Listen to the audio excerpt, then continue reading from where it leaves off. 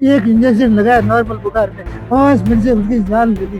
5 minute के अंदर अंदर जान ले ली। 5 मिनट के अंदर जान ले ली, ये रिपोर्ट बता देगी। जोधपुर में कथावाचक साध्वी प्रेमबाईसा की संदिग्ध मौत के मामले में नए नए विरोधाभास सामने आ रहे हैं। कंपाउंडर, पिता और एफआईआर में दर्ज तथ्यों के बीच एक बड़ा अंतर पाया गया है, जिससे इस पूरे घटनाक्रम पर और भी ज्यादा सवाल खड़े हो गए हैं। प्रेमबाईसा के पिता वीरमनाथ ने मोर्चरी में बताया था कि इंजेक्शन लगाए जाने के महज 5 मिनट के भीतर ही साध्वी की मौत हो गई थी। वहीं एफआईआर में अब ये दर्ज करवाया गया है कि 9 मिनट बाद तबीयत बिगड़ी और फिर मौत हुई। और इसके उलट मीडिया से बातचीत में वीरमनाथ ने दोहराया कि इंजेक्शन के 5 मिनट के अंदर ही उसकी मौत हो गई थी। एक इंजेक्शन लगाया नॉर्मल बुखार में, 5 मिनट से उसकी जान ले ली। 5 मिनट के अंदर अंदर जान ले ली। 5 मिनट के अंदर जान ले ली, ये रिपोर्ट बता देगी। उधर कंपाउंडर का बयान इन दावों से बिल्कुल ही मेल नहीं खाता। कंपाउंडर के मुताबिक आश्रम से निकलने के 20 से 25 मिनट के बाद में उसे फोन आया, जिसमें उसे बताया गया कि बाईसा की तबीयत अत्यधिक खराब है। सर, मैं गवर्नमेंट कर्मचारी हूँ, तो मैं लिमिट में रह के बात करूँगा। मैं क्या है कि सर, वो 1 साल से उनका वहाँ पे आश्रम बना हुआ है, तो मैं पूर्व में भी वहाँ कॉल आती थी सेवा के भाव से। वहाँ कॉलोनी में कोई भी बुलाता था मेरे को सेवा भाव से, तो मैं वहाँ चला जाता था हर किसी की मदद करने के लिए। नर्सिंग का पेशा है, सेवा का पैसा है।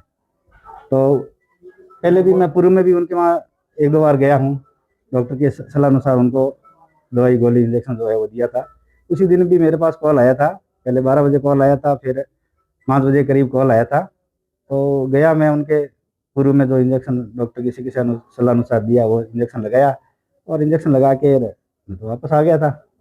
और बाद में जो घटनाक्रम हुआ था सबको पता ही है क्या हुआ। जब आप वहाँ पे गए थे उनकी स्थिति ठीक थी। उनकी स्थिति उस समय मैं गया, उस समय सही थी स्थिति। हाँ, ऐसा मेरे को कुछ लगा नहीं, ऐसा कुछ लगा नहीं। तो आपने कितने इंजेक्शन लगाए, कौन कौन से इंजेक्शन लगाए? नहीं, इंजेक्शन जो उनके डॉक्टर के प्रिस्क्रिप्शन पहले जो लिखे हुए थे और पहले भी मैंने लगाए थे वो इंजेक्शन। कौन कौन से इंजेक्शन? इंजेक्शन वो प्रिस्क्रिप्शन में लिखा हुआ था वही लगा।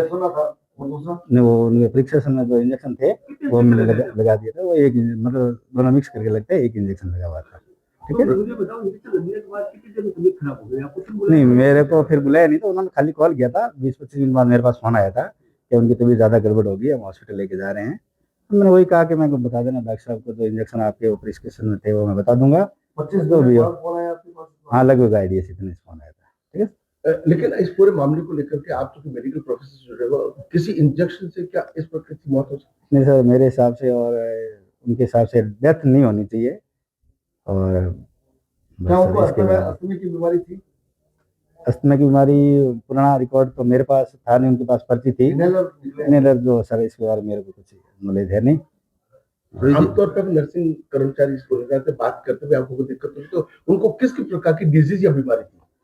डिजीज और बीमारी उनको वही थी, सांस में और थोड़ा सा फीवर टाइप था। सांस लेने में दिक्कत थी? सांस लेने में थोड़ा सा गले में खराश वराश थी, बस वही था। एक चीज बताए, आपने जो इंजेक्शन लगाए थे वो उनकी डॉक्टर की पर्ची पे लिखे हुए लगाए या आपने मर्जी? नहीं, मैंने कोई मर्जी से नहीं लगाया। ये इंजेक्शन मैंने पहले भी उनको दे दिया। आप लेके आए थे इंजेक्शन या खुद लेके आए? नहीं, पहले भी मैंने लगाए थे, उनके सलाह अनुसार ही लगाए थे, मतलब उनकी पर्ची थी। उनके पास डॉक्टर की पर्ची थी, प्रेक्षा हॉस्पिटल की पर्ची थी, उस पे लिखा हुआ था उनका इलाज प्रेक्षा में। उनका जो चल रहा था पुरानी पर्ची थी, अब मेरे को याद है नहीं कंफर्म, जब मैंने लाई थी मैंने पर्ची लगाए थे वही चीज है। ठीक है। जो पूर्व में जो इंजेक्शन लगे हुए वही इंजेक्शन लगाए थे। आप लेके गए थे वो लेके आए? नहीं, इंजेक्शन तो मेरे को पता था, उन्होंने जो बताया तो हिसाब से मैं ले गया था इंजेक्शन। कहाँ से खरीदा था आपने इंजेक्शन? ठीक है सर, वहीं लोकल मार्केट से खरीद लेते हैं सर। इस मामले में आश्रम के पास ही रहने वाले क्षेत्रवासी प्रद्युम्न सिंह राजपुरोहित ने भी गंभीर आरोप लगाए हैं। प्रद्युम्न सिंह का कहना है कि प्रेमबाईसा के पिता ने पोस्टमार्टम करवाने से इनकार किया था।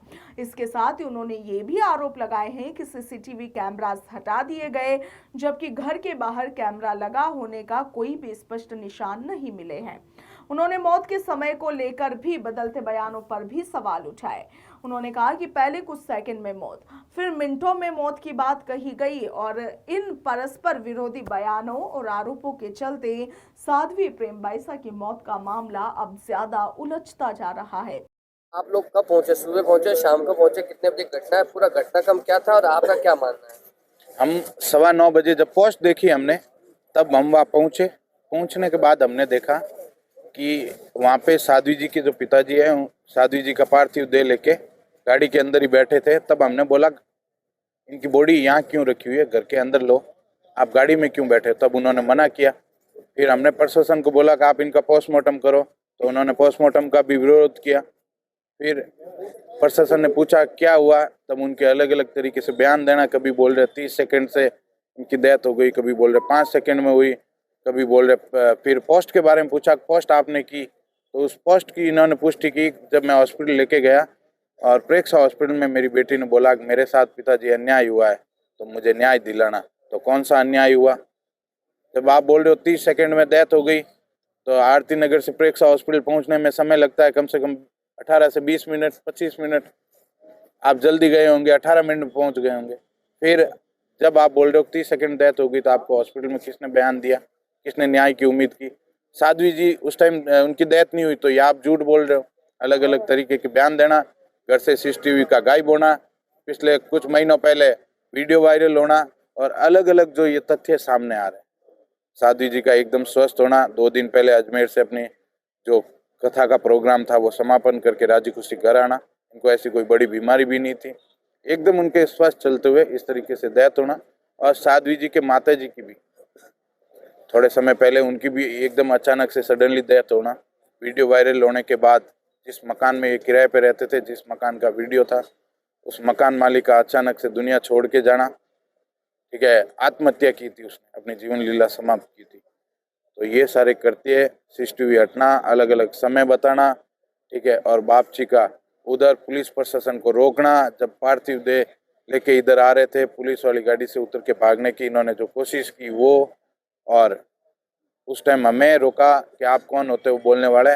जब हमने न्याय की और पोस्टमार्टम की डिमांड की, तो हमें रोका कि आप कौन होते हो बोलने वाले, मेरे जैसा मन आएगा वैसे मैं करूँगा। तो जब तक मैंने बोला साध्वी जी जिंदा थे, आपके थे, मरणोपरांत वो हमारे सबके हैं, हम सभी भगवा प्रेमियों के हैं। हम ये चाहते हैं कि उनको न्याय मिलना चाहिए, हमने न्याय की मांग की है।